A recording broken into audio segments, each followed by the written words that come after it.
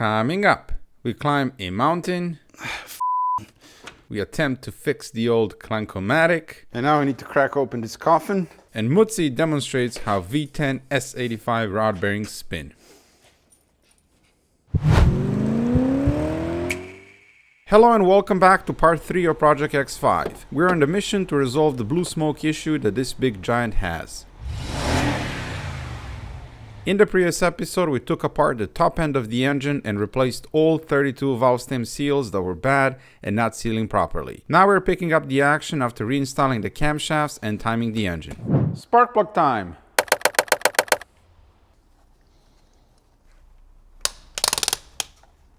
Ugly and dirty looking aluminum. You know what that means, right? That's right. Time to fire up my Vixen Surface Treatments Aquablast 1215 vapor blasting cabinet. It's been far too long since I used it last time, so I'm really looking forward to this.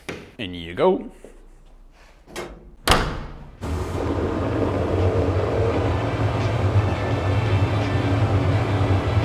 I love this thing.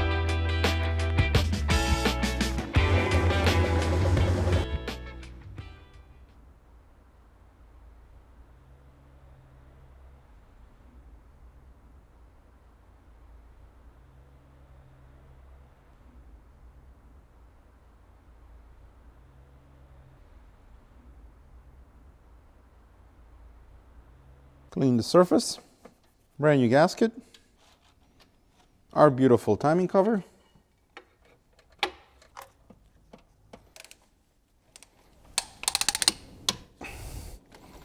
here we're going to replace the oil pressure switch. They can fail. In fact, that's what failed on Alpina, and the engine lost oil pressure and it skipped timing. So preventive maintenance here.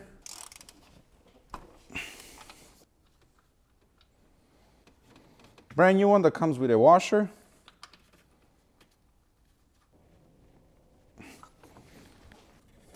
Don't worry, we'll clean all of that once I reinstall the timing cover.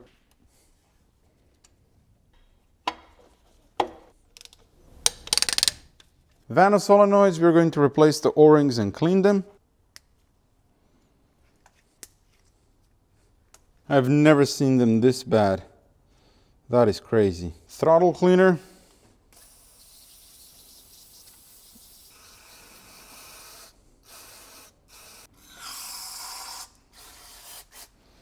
Compressed air. We can also use 12 volts to activate them. See how they're clicking. Now copious amounts of fogging oil for men.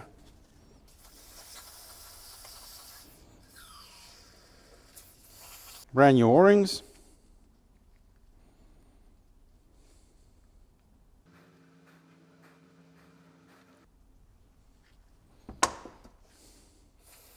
And these two are ready. Can I repeat the same with the other two? Oil up the lip.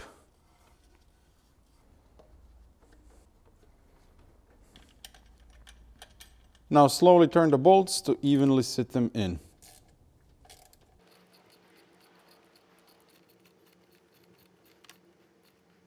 So look from the other side to see that the O-ring is seated in the head, and I can see here that it's not.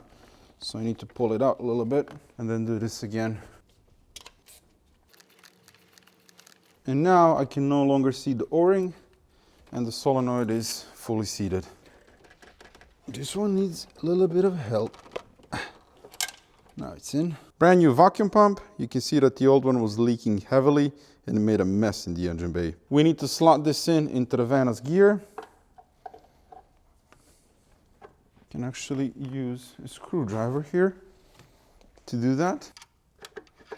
Yep, there it is. Brand new valve cover gasket, and I took the opportunity and cleaned up this cover. So now we're gonna replace CCV diaphragm here. Oh my, that is ugly. Okay, I'm gonna go spray this out with brake cleaner. A ton of junk came out of here, and that's as clean as it's going to get. Spring and brand new diaphragm.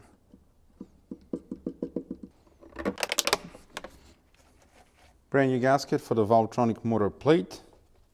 Small rubber grommets here, grommets here. Bit of oil here for the spark plug tubes. And of course, to help us keep the gasket in place, zip ties. And this one is ready to go in. Brand new and lubed up spark plug tubes.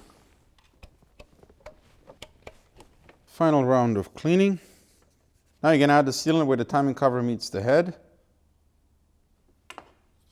And also on the half moons in the back. So let's do it the same way we took it out, under an angle. Okay. Oh. Okay. That was smooth. Where are we catching? Ah, it's the fuel line. Now we can cut the zip ties. Push it home. Longer nuts on the intake side. Doesn't hurt to go around with a mirror and just make sure the gasket is seated properly all around. The torque is 10 Newton meters, even though it's a bit unnecessary because you'll feel when the bolt bottoms out. Just don't go past that.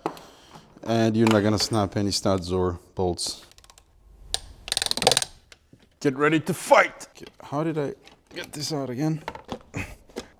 Unfreaking believable. What a stupid design. Cutting the gasket in half.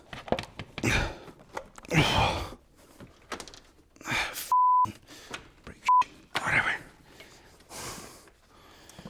Never seen such idiocy in my life. This is absolutely surreal, man. The lead engineer must have been Mickey Mouse. He doesn't want to slip over the eccentric shaft sensor, so I have to use my finger in order not to cut the gasket. It's finally over it. Been doing this for 20 minutes now. Absolutely ridiculous. Not only did they put the stupid eccentric shaft sensor in the stupid position, they had to make it sharp. So when you touch the valve cover gasket, you're gonna slash right through it. I really thought working on the X5 was gonna be a bit easier than on E65 because it's a bigger car. Nope. Every time it drops and it ends up somewhere in the subframe where I can't get to it. And it doesn't hit the ground. Just forget it. Get a different one.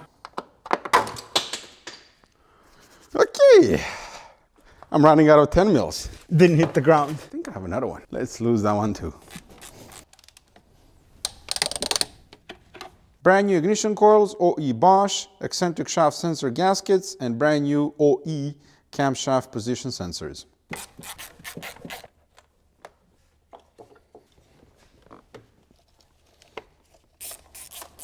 Brand new gasket, Valvetronic motor. Simply screw it in.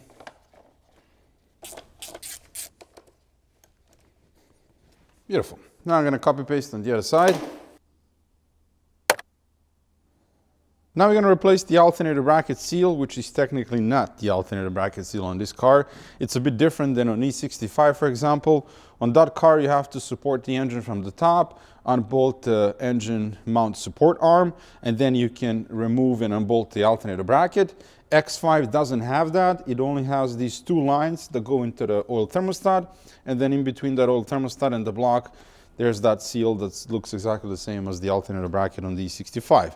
So technically this should be a bit easier because we don't have to mess with the engine mounts, but the problem is I can't even see it where it is. It's somewhere over here. So we need to unbolt these two lines and unbolt the thermostat and replace it. There you can see it, two lines, thermostat, and then it bolts to the block. Cool, that's the bolt for the oil cooler lines. That's the two lines disconnected. We need to replace those O-rings after. And you need a tool like this to get to the bolt. And now there should be 3 E-Torx bolts holding the thermostat in. That's really tight. Finally. Another bolt. Where's the last one? All right, I stripped the bottom bolt. Can't get it out. So I had to order some tools from Amazon to extract that bolt. So we'll pick that up tomorrow. In the meantime, we're gonna continue and do something else. Now I'm gonna reinstall the old dip. This car, I swear, there's no room for anything.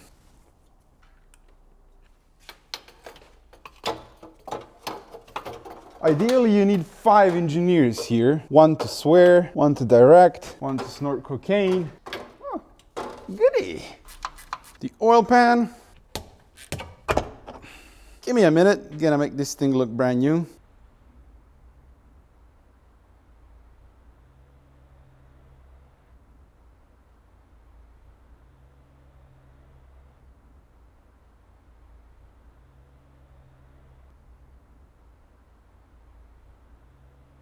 Gotta remove the old pickup tube to clean it.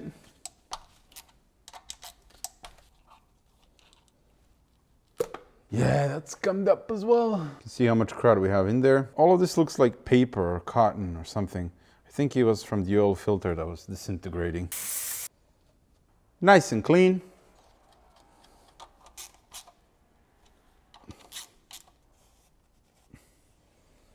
Ladies and gents, the easiest oil pan gasket to replace in the world. I'm gonna apply thread sealer on the bolts. Sealer, not locker.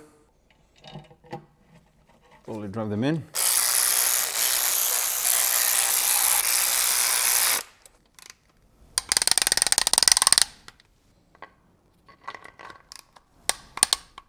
Contact cleaner. Brand new drain plug. The old one was semi-stripped. The torque for this is 350 Newton meters. That's looking spiffy, isn't it? Gonna remove the water pump and thermostat since we're replacing that.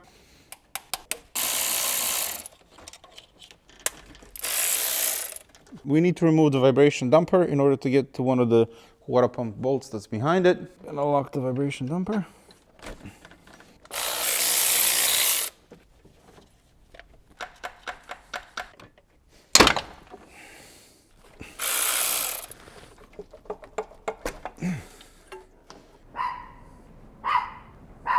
Let's see, who are you barking at? Gonna remove the throttle body as well so we can clean it. And there's one coolant line behind it that I want to replace.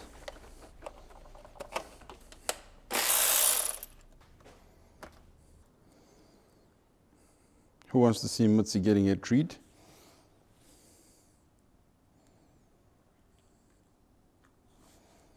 Good, huh? Catch? Yeah, she's not. She can't do that. Take it. No mas. Enough. Now she's all happy. See, she can spin like a rod bearing. Spin like a rod bearing. That's how you spin a rod bearing, right?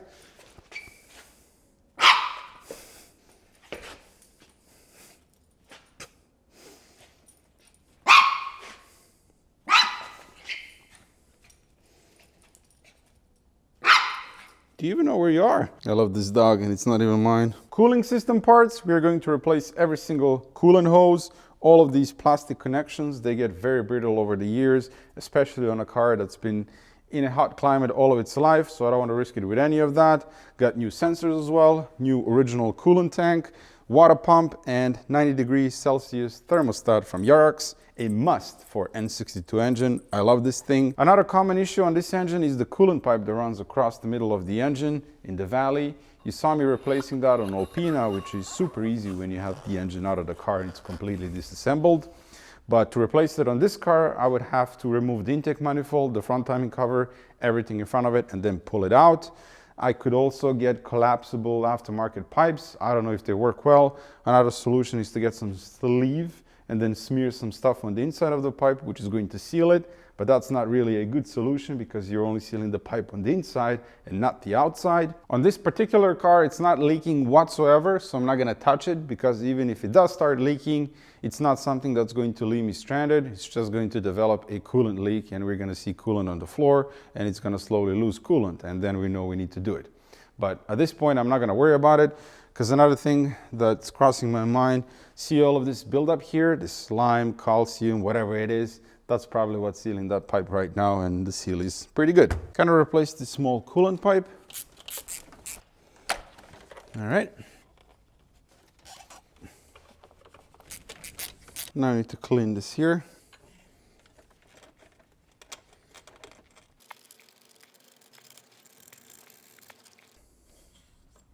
New pipe, silicone spray. Gonna clean the throttle body.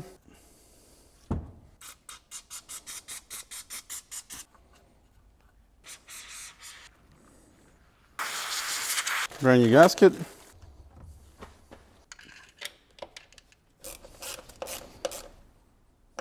Plug in the connector before we forget.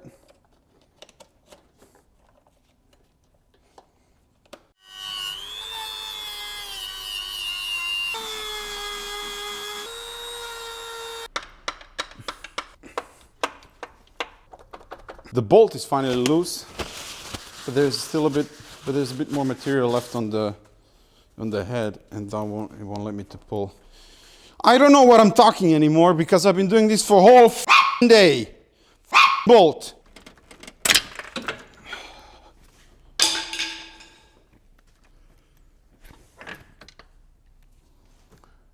Oh.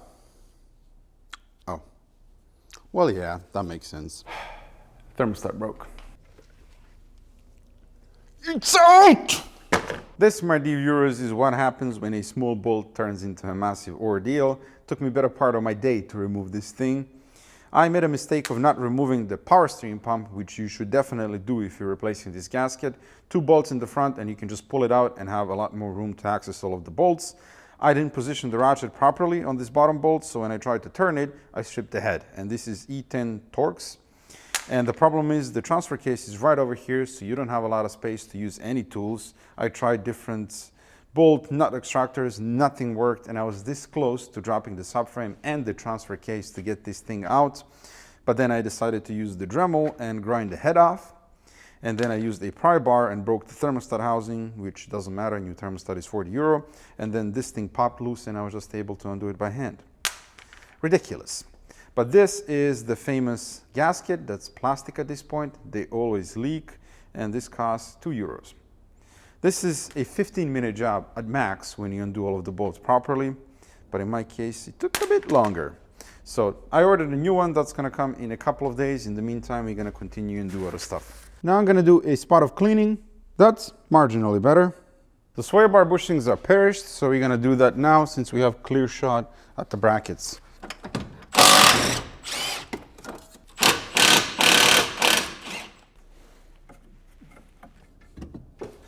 BMW is a bit cunning here, and for the reasons unknown to humanity, they do not sell these bushings separately. You can only buy them together with the brand new sway bar.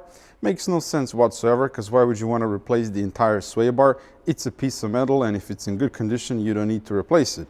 The only thing that's bad are these bushings. Anyway, since I don't want to spend €500 on a piece of metal, I went with Powerflex polyurethane bushings. That's the only other alternative. Assembly grease, just silicone grease.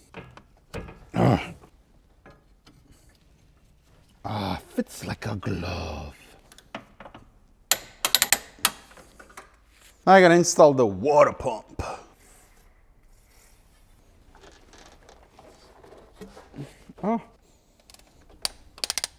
Thermostat.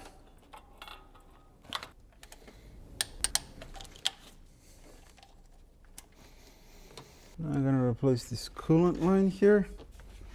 I wonder if I can flush the coolant there. Yes. That worked wonderfully. Flush the cooler. Vibration dumper.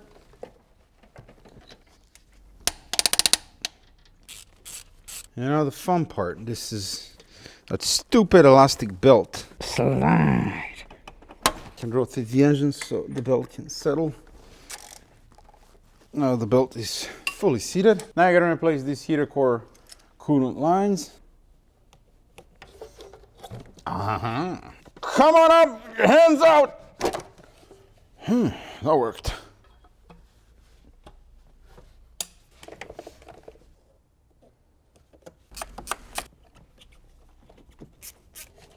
That's all of these lines here replaced. Brand new coolant temperature sensor.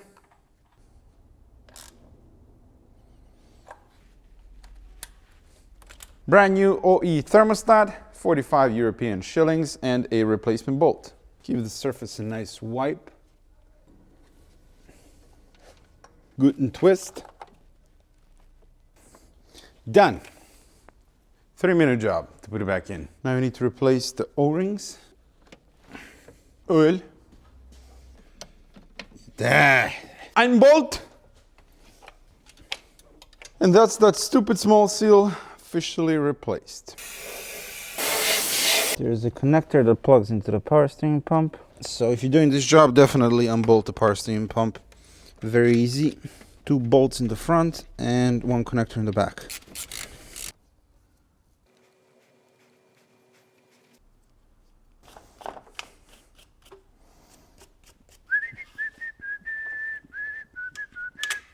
Oh yeah, look at that. I'm gonna do the ignition coil wires.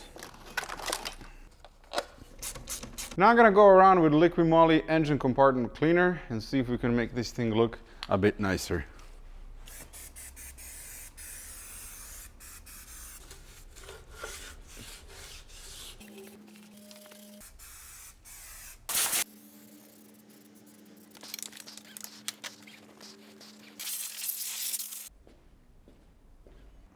I don't know what kind of magic potion is in that spray bottle, but look at the engine bay. It looks about 20 times better than before. And I didn't even spend that much time or put too much effort into this. Just sprayed it all around, used the brush to rub it in, and then compressed air to blow it out. Really happy how it turned out. Had to buy a brand new one for this side because it was broken. 100 euros, ridiculous. Plug in the fuel line, clip.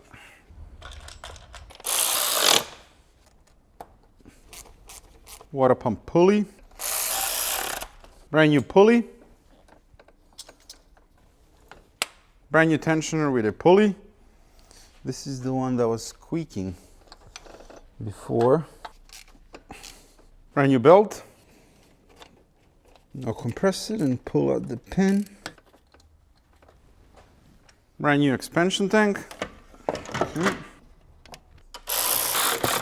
There's 1 coolant line on the bottom. There it is. Now I'm gonna go and flush the radiator.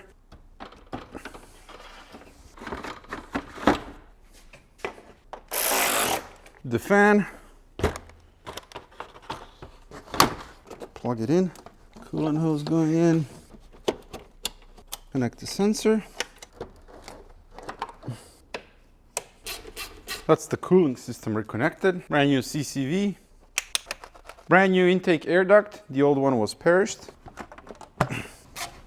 Cabin air filter and everything in the back, the wipers. We're gonna do that later. At this point, I wanna hear the engine running. Brand new air filters. Going to replace the MAF. OE Bosch.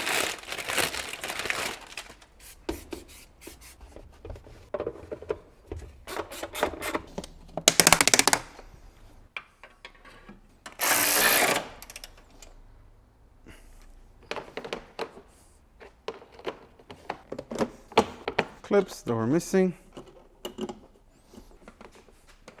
Time for the fresh fluids. Since we saw that the engine is a little bit sludgy, we're gonna go with liquid moly 0W40 since I have a lot of it in stock. Then we're gonna run engine flush and dump that oil, and then we're gonna switch permanently to 5W40 full synthetic. This is the correct coolant for this engine, which is the bluish kind, and then fresh power steering fluid, aka hydraulic fluid, which is the green stuff. I thoroughly cleaned the cap. Lube up the O-ring. And now we need to pre-lube the oil filter.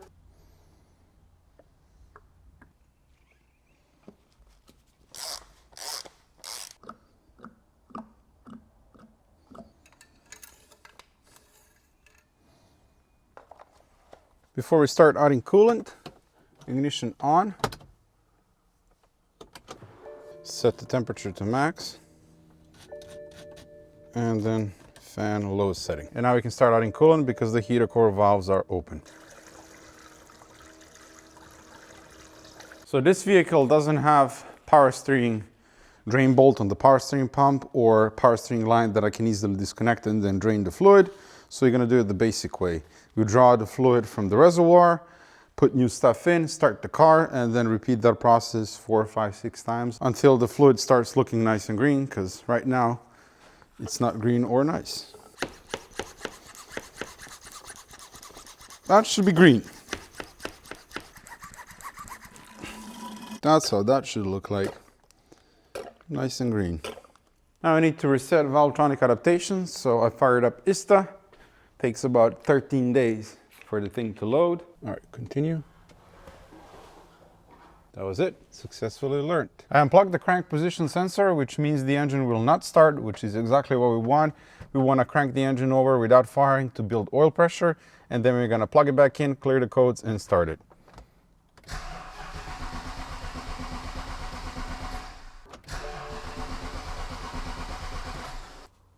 Beautiful.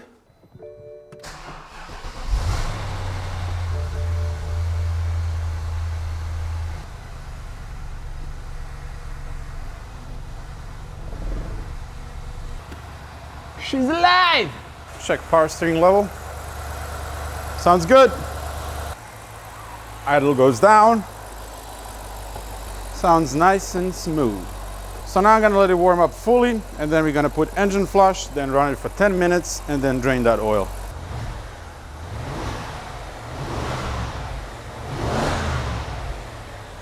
Turn it off. It's funny, you pretty much have to disconnect this air duct every time you want to put oil in the engine. Drink up. So once you run the engine flush, well, first of all, try not to spill. Second of all, once you run the engine flush, you want to change the oil twice, not just once, because this stuff is really thin and it'll stay in the oil. So if you do only one oil change, you're gonna have some residue left in the oil.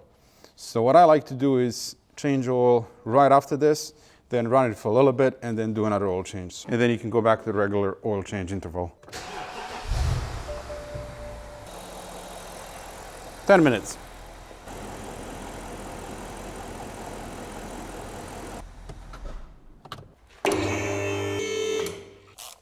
Always wear eye protection when removing hot oil. Okay, that doesn't look too bad. All right, I'm gonna let this drain overnight. Gonna go home, have dinner, and then we'll pick this up tomorrow.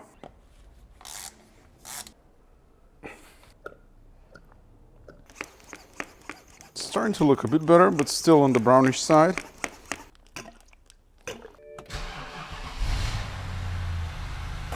Cold start sounds brilliant. I'm gonna take all of this off, and then we're gonna reinstall the wiper mechanism and the windshield cowl. Here's a brand new cover. The old one was broken.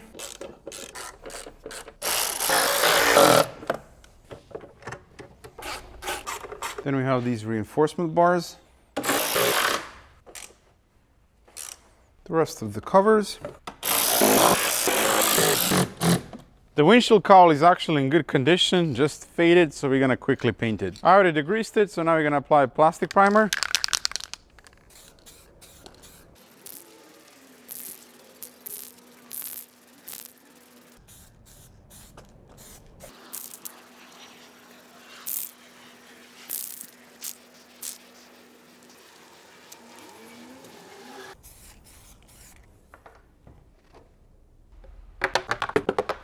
The wiper arms, brand new caps, one of them was missing, brand new cabin air filters,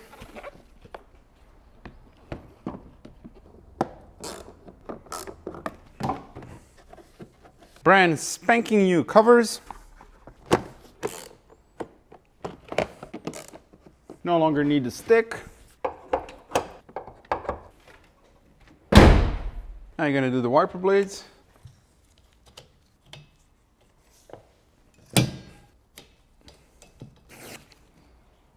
Let's see if the windshield washer pump works. Yes. Rear wiper blade.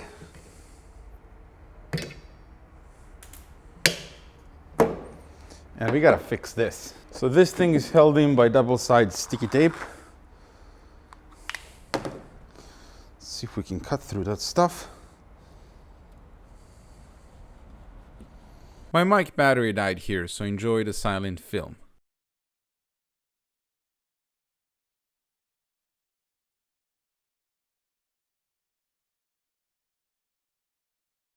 Just realized my microphone died, but that's beautifully sorted. Here's the type of maintenance that no one ever does, but should be done. Replacing the fuel filler cap after 15 years of service. First we're gonna clean around it. Just a little bit.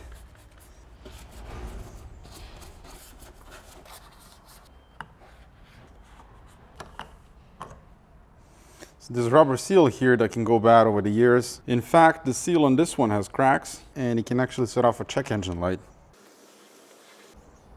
He shoots and doesn't score. Here's a brand new one, original part. Now this might be difficult to replace, but don't be afraid, it's doable. Yeah. Cold start. Nice. Quite a big car, this. Off we go.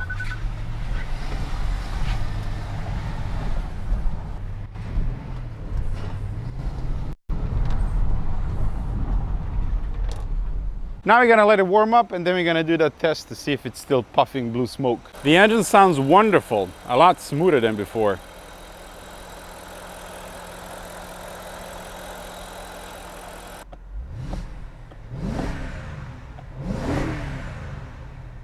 That's one good sounding V8. It's been idling now for about 14 years, so let's push the throttle and see what happens. Look at that!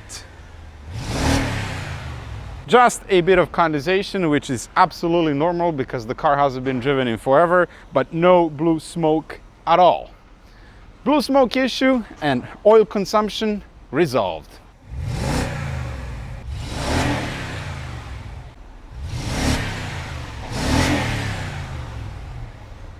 Man, that V8 sounds mighty, doesn't it?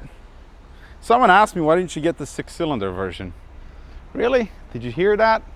Plus, the 6-cylinder, it's nice, but it's gonna consume the same amount of fuel because it has less power and it's a heavy car. This is powerful and it sounds good. And now onto the transmission, which has a small but annoying issue. Let me demonstrate the issue with the transmission. I'm gonna engage drive now, which works just fine and it's instant. But if I try to engage reverse, watch or listen how long it takes. Now, 1, 2, 3. 3-second delay to get the reverse going. Shouldn't be like that, should be pretty much instantaneous. And this is especially annoying if you're trying to park the car. If I'm maneuvering the car here in the yard, you're just sitting here and waiting for the transmission to kick in. As far as I know, otherwise it's shifting fine. It's not clunky, it's not slipping gears, only this. Now, 1, 2, 3-second delay to get the reverse engaged is the issue. So let's see if we can fix it. This X5 has a ZF 6HP 28X transmission. BMW and parts catalog like real OEM call it 6HP 26Z, which is a bit confusing, so it's always best to look for the name stamp on the side of a transmission before ordering parts. We are going to do a thorough service of this slush box and replace some parts of the valve body that can cause funky problems such as this one. We have the correct spec fluid for this transmission from Liqui-Moly, Top Tech ATF 1800, new pan with inbuilt filter, valve body separator plate, new sleeves, dampers, adapters, and mechatronic solenoid kit. Whether this is going to solve our issue, I'm not sure, but this is a good starting point and worth trying before deeming this transmission bad. Gonna remove the protection plate. That's the oil pan with inbuilt filter that's currently leaking. First, we're gonna crack open the fill plug, and I'm gonna get questions again why. It's rather simple. If you take off the drain plug and you drain all of the oil out, and then you come back to fill the thing and you can't remove this fill plug for whatever reason, what are you gonna do then? At least this way, if you know it's not gonna come out, you can buy tools or prepare yourself for the challenge. Give it a good slap. Hello, that looks really disgusting. So I'm gonna go ahead and say this transmission was never serviced.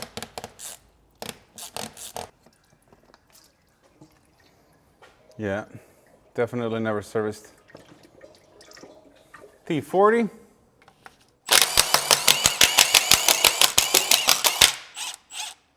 All of them are removed, but we have one bolt in the front and one in the back, so we can rake the seal.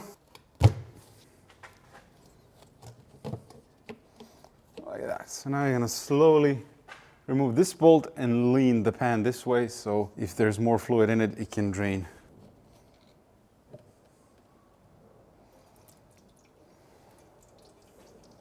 Oh God, it stinks.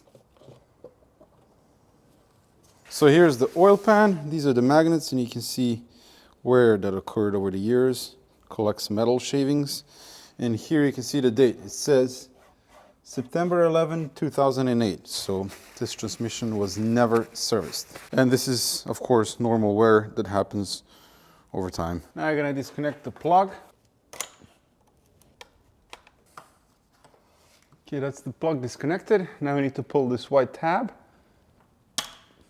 And this is gonna release this thing here that we also need to replace. There are O-rings in there.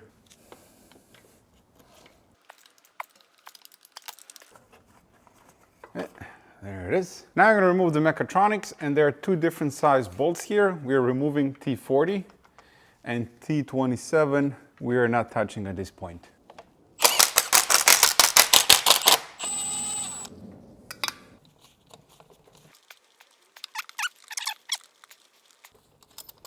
Okay. To the table! Look at me. So these are the sleeves that we need to replace. This is the thing here that we need to replace as well.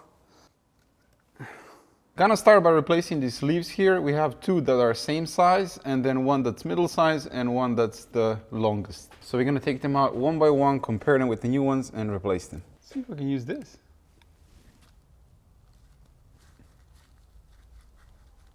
Oh yeah, it's much easier. This is the longest one, and I lubed up new one with transmission fluid. And that's how it should fit. Should stick out a little bit. The old one was compressed a lot. This is the middle one. And these two are the same size. Well, that was easy, wasn't it? Now we need to take apart the valve body, replace the plate, the solenoids, and the rest of the stuff that comes with the kit. First, we're going to remove this cable here. So this is T27. Now we need to separate the electronics from the hydraulic unit, which is this big plastic on the back, and the sheet is going to tell us which bolts to remove. Oh, that's already ready to come out.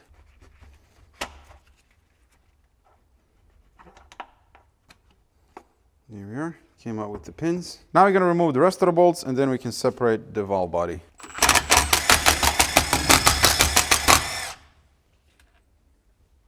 And now we need to crack open this coffin. Gently pry here. There we go.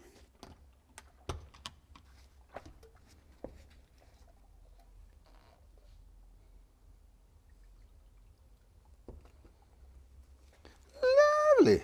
That's the guts of the valve body. So don't flip this one around. There are springs, there are check balls and stuff in here. So we're just gonna try to gently clean the surface a little bit before we put the new plate in. Make sure that this number here matches with the plate that you got. This one says A605 on one side and B065 on the other. I have clean carbon fiber here.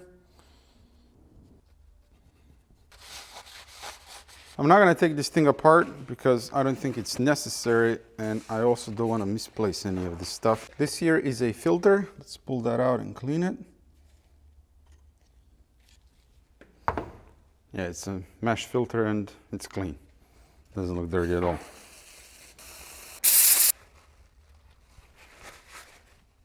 Now I'm going to replace these dampers here, 7 of them.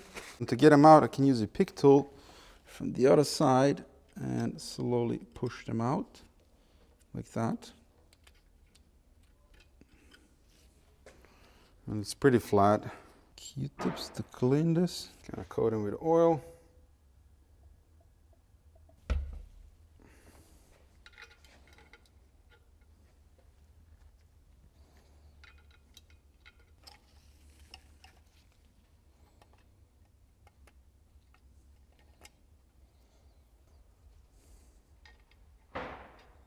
All of the old ones are flat, except for one, for whatever reason.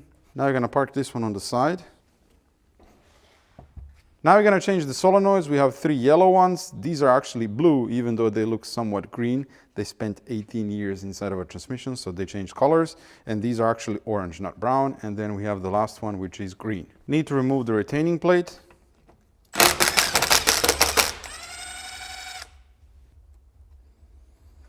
Okay, we're gonna replace them one by one. So these are already pre-lubed, but we can give them a little bit more. And the last one.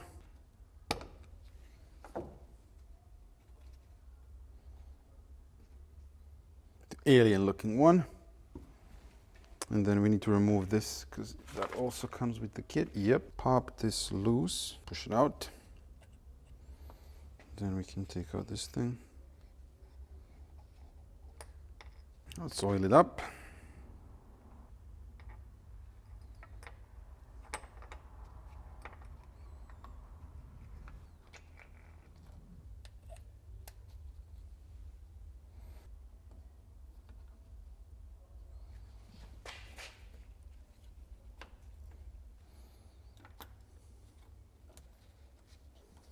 These are torqued to 6 newton-meters.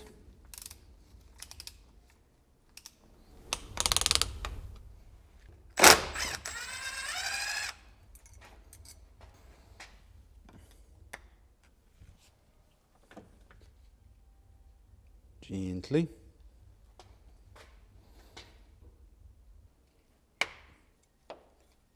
Also 6. And that's all of the solenoids replaced. New plate.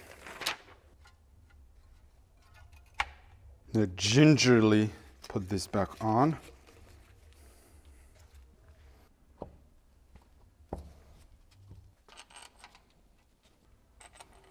Now I'm going to flip it around and we can install this thing, and we need to be careful to line up this pin with the notch here.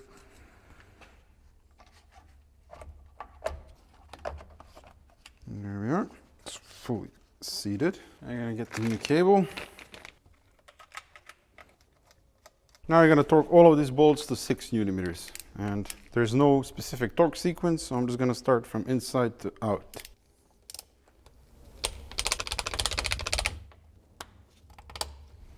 And this valve body is ready to go back in.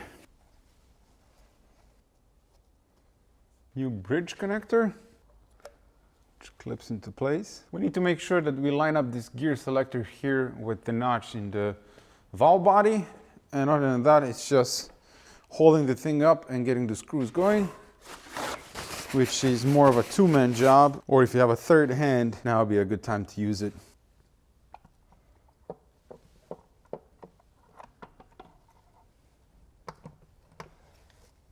Okay. We are in for the most part.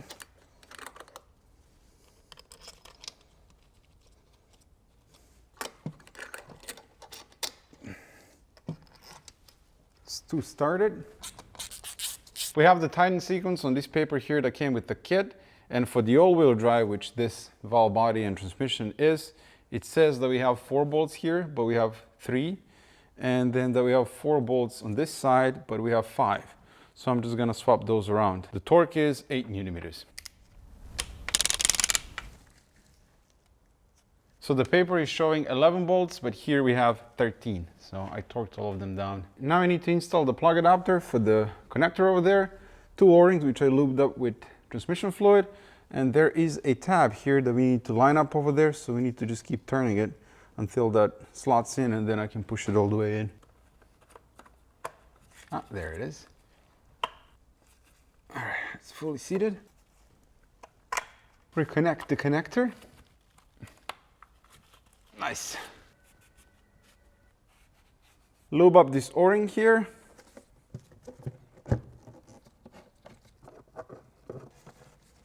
I'm gonna slowly drive them in, and then we're gonna torque them to spec.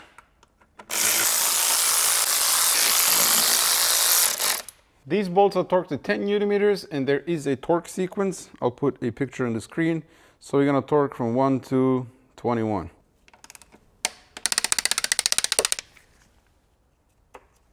Done. Now I can torque the drain plug to 8 newton-meters. That's what it says here.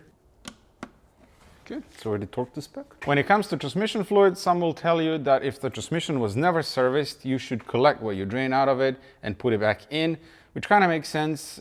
This thing has 183,000 kilometers. You saw the fluid was really dirty. It's full of metal and stuff from the transmission, so you're not disturbing anything if you put it back in. It's that lifetime fluid. In the past, I've always put fresh fluid in automatic transmissions and never had any issues, even on cars that had more kilometers than this one. I'm of the opinion that if it's going to start slipping or misbehaving with fresh fluid, then this thing wasn't gonna last long anyway, and you need to rebuild it. So you're gonna fill it up with correct fluid from Liquid Moly, and I love these bottles. So we're going to be filling until the fluid starts coming out of the fill hole. So when it starts getting difficult to squeeze the bottle, I remove this filling device here and top off the bottle. That way it's always easy to squeeze it. All right, we are there. Grab the plug. I'm reading ZF repair manual and refilling procedure for this transmission. We need to do what we did right now. Start filling the transmission until it starts overflowing. Put the plug in. Start the car and immediately top off the fluid until it starts overflowing. Put the plug back in, then go back in the car and put the car in reverse, drive, and then manually shift up to 3rd gear and hold each gear for 3 seconds. Then engage park. Then if the oil temperature of the transmission is between 30 and 50 degrees Celsius, we need to open the fill plug. If oil comes out, then transmission fluid level is correct. If nothing comes out, then we need to start filling it until it starts overflowing. Then let it drip out, refit the plug, and that's it. Transmission fluid level is correct. Sounds simple, but this includes a lot of running around. So I'm gonna prepare my bottles.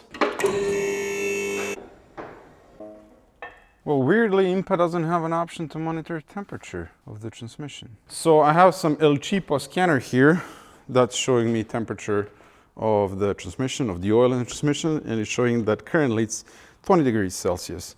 So I'm gonna hang this out of the door like this, and I can monitor it like that. Now I'm gonna start the car, and if the transmission doesn't sound like a bucket with bolts, I'm gonna jump out, raise the car all the way in the air, and start filling the transmission.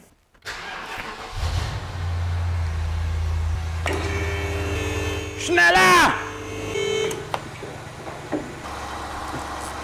Start pumping some fluid in. It's overflowing. Put the plug back in. What do we have for temperature? This thing is saying 23 degrees. Foot on the brake, reverse. 1, 2, 3. Drive. 1, 2, 3. First, second, third. So this thing says it's 25 degrees Celsius. All right, it says 30 degrees, so let's start filling. Okay, that transmission is full. So we need to let it drip out. It's done peeing.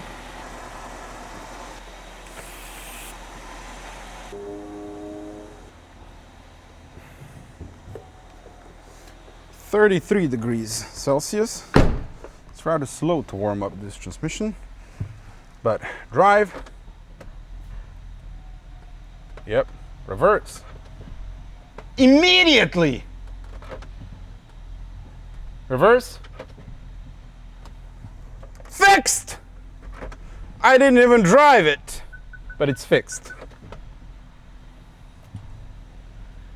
All right, I don't have time now to drive it. It's too late. The lady is waiting. Look at that. The reverse is instant. You never did that before. I don't want to celebrate too early, although I just did. But we'll test drive it tomorrow in daylight. I gotta go pick up churros on the way back home. Buenas. 6 churros later. Let's see how this thing drives in the yard. There you go, reverse. Instant. It never did that before.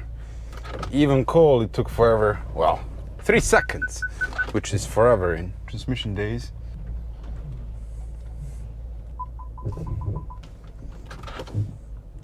Yeah, it's good.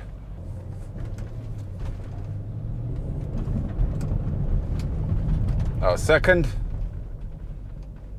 reverse, immediate, issue fixed. Drive happens immediately. Oh, I think that was third. Let's see, reverse. That's how it should be, instant, within a second. Of course, the real test is to actually take the car on the road and make sure it shifts fine through all of the gears. But we can't do that because the car doesn't have TÜV and it's not registered. So we'll make sure it shifts fine then, but I think it'll be fine. But for now, we're gonna call this fixed. Feels so gangsta. The seats are very comfy in this thing, yeah. Fun fact, the fuel cap that I removed, I almost threw away, ended up on that thing over there, my landlord's Range Rover. He lost his cap and I gave him that one because that's Range Rover from era when BMW owned Range Rover. And he says it's perfect for him. So he saved 20 bucks.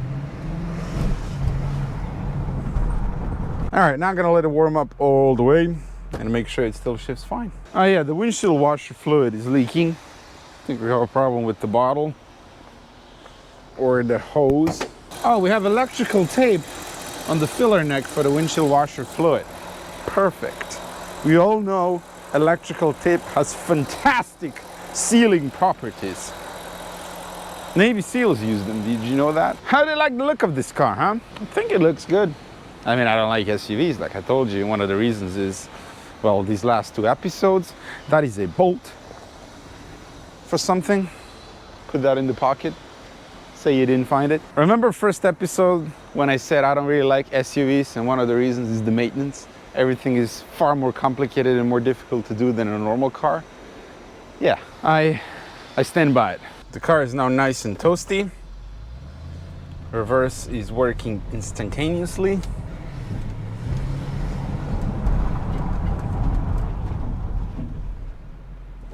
Reverse.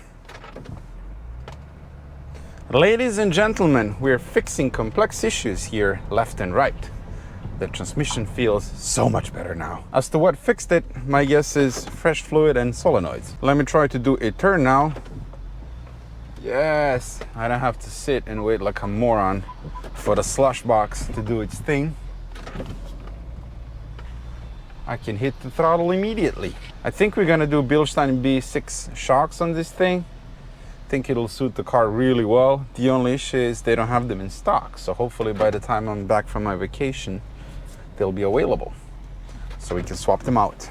I'm very happy with the progress on the X5 so far. We completed a thorough service of the engine and transmission and ticked them off the list. In the next episode, we'll replace the flex disc on the prop shaft, do some suspension work, refurbish the headlights with new projectors, brakes, and make sure the car is ready for German tooth inspection. I love it when after a long wrenching session, the car works as it should, and hopefully you found this episode enjoyable as well. As always, thank you so much for watching, and if you liked the video, perhaps consider subscribing as we have a lot more wrenching content coming. Thanks again, and I'll see you soon.